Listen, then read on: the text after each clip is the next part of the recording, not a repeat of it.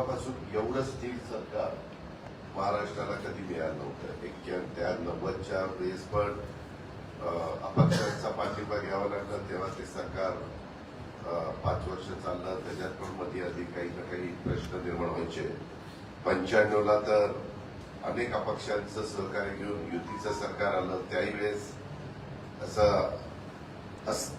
अस्थिरता होती, स्टॅबिलिटी नव्हती. 99लाही तसंच झालं. विलासरावजी असताना पूर्ण बहुमत नव्हतं. जरा कोणी काही गडबड करायचं म्हटलं तर सरकार राहणार का जाणार, सरकार राहणार का जाणार, अशा प्रकारचा प्रसंग यायचा. 2004ला थोडीशी स्थिरता आली, कारण काँग्रेसला आम्ही मिळून 140-4, आपल्या विनय गोरे 144 लागतात 145, मग एक अँग्लो इंडियन 145 आम्ही त्याला सदस्य केला आणि अशा पद्धतीने ते सरकार चाललं. पण 2009ला पण अशाच पद्धतीनं काठावरच होतं.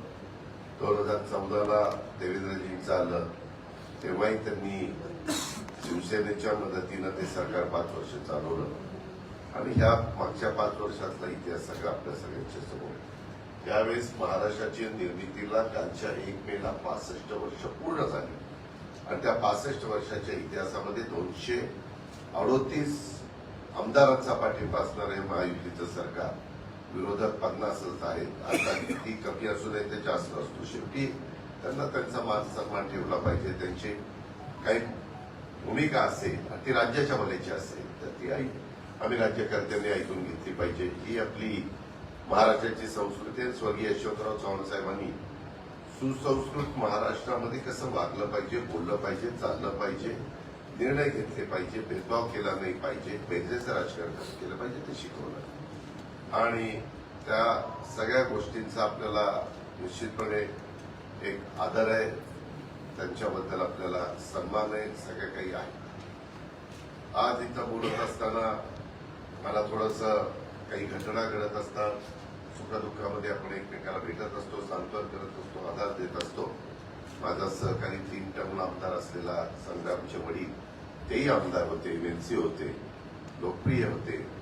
त्यांचं दुःखद निधन झालं. त्याला भेटायला मला जायचंच होतं आणि आज प्रत्यक्ष मुंबईत बरेच कार्यक्रम आहे, पण त्याला जोडून मला इथंही काही कामाची पाहणी, हे मला जरी निधी मंजूर केला तरी त्या निधीचा उपयोग दर्जेदार होतोय का नाही हे बघण्याची मला सवय आहे आणि त्याच्यामुळे आज मी काही ती कामाची पाहणी करणार आणि त्याच्यामध्ये माझ्या ऑफिसनं सतीश चव्हाणांना कॉन्टॅक्ट केलं, अजून काही एखादा दुसरा कार्यक्रम घ्यायचा असेल तर घ्या आणि त्याच्यातनं हा संवाद उद्योजकांशी हा मसिया संघटनेचा कार्यक्रम हा पुढे आला. त्या गोष्टीचं समाधान आहे, कारण आम्ही निर्णय घेणारी माणसं 5 वर्षाच्या करता आम्ही तिथं बसलो. केंद्रामध्ये मजबूत सरकार मोदी साहेबांच्या नेतृत्वाखाली काम करत आहे आणि मग ह्या सगळ्या गोष्टी करत असताना आपल्यामध्ये जे उद्योजक काम करतात, त्याच्यामध्ये रोजगार निर्माण करतात, टर्नओव्हर मोठा करतात, त्याच्यामध्ये चांगल्या पद्धतीनं एक्सपोर्ट करतात आणि ह्या सगळ्या गोष्टी करत असताना त्यांच्याही काही समस्या आहेत. त्या मी मगाशी खाली पण ऐकल्या. आत्ताही बोलत असताना काही मान्यवरांनी तुमच्या सगळ्यांच्या साक्षीने इथं सांगितलं. आता ह्या गोष्टी सोडवल्या गेल्या पाहिजे. शेवटी ते आमचं काम आहे. मला काही कामं सांगितल्यानंतर मी ताबडतोब एमआयडीसीच्या सेक्रेटरीला फोन करून इथं आता फायर ब्रिगेड तुमचा बराचसा भाग एमआयडीसीच्या बाहेर आहे, परंतु जागा नव्हती म्हणून तुम्ही प्लॉट घेतले आणि तिथं बांधकाम केली आणि इंडस्ट्री उभी केलेली आहे. तुम्ही तुमच्या पद्धतीनं काम करताय, तिथं फायर ब्रिगेड पाहिजे. त्याच्याबद्दल आम्ही लक्ष घातलेलं आहे. आता मी अंबरगंजशी पण बोललेलो, तो तुम्हाला फायर ब्रिगेड देण्याचं काम आम्ही निश्चितपणे करूच. पोलीस स्टेशनच्या बद्दलचा प्रस्ताव काही तुमचा गेलेला आहे. लोड येतो एका पोलीस स्टेशनमध्ये, मोठ्या प्रमाणावर इंडस्ट्री वाढते, त्या कामाधंद्याच्या नोकरीच्या निमित्तानं देशातले लोक येत असतात आणि मग त्याच्यामध्ये काही हौसे असतात, व्यवसाय असतात, नवसे असतात, कधी काही प्रश्न निर्माण होतात. इथं खरं तर आमचे सीपी प्रवीण पवार बसलेले आहेत, आमचे बगाटे आयपीएस पोलीस उपायुक्त बसलेले आहेत. प्रवीण पवारांच्याबद्दल आता बोलत असताना सांगितलं की त्यांनी काही कंट्रोल आणण्याचा पाहिजे. प्रवीण पवार तुम्हाला माहिती असेल की मध्ये मुख्यमंत्र्यांनी आणि आम्ही सगळ्यांनी मिळून त्या संदर्भामध्ये एक चांगल्या प्रकारे इंडस्ट्रीला कुठलाही त्रास होता कामा नये ही खबरदारी पोलीस खात्याने घ्यायची.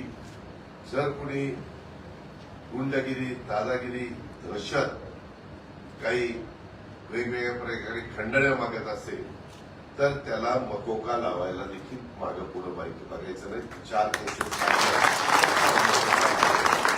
कारण आज आपल्याकडे परदेशी गुंतवणूक करणारे पण इंडस्ट्री, परदेशी त्याच्यामध्ये कंपन्या येतात आपल्या इथे गुंतवणूक करणारी, आणि त्यांनाही एक स्थिरता पाहिजे असते, स्टॅबिलिटी पाहिजे असते, सुरक्षितता पाहिजे असते, आणि ते काम आपलं आहे.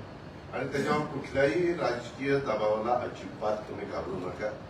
त्याच्यात आमचा कुठलाच राजकीय पक्ष किंवा कुठलंच सरकार असं सांगत नाही नाही तुम्ही दादागिरी करा, तुम्ही हप्ते वसूल करा, तुम्ही खंडण्या गोळा करा, असं कोणीच कधी सांगत नाही.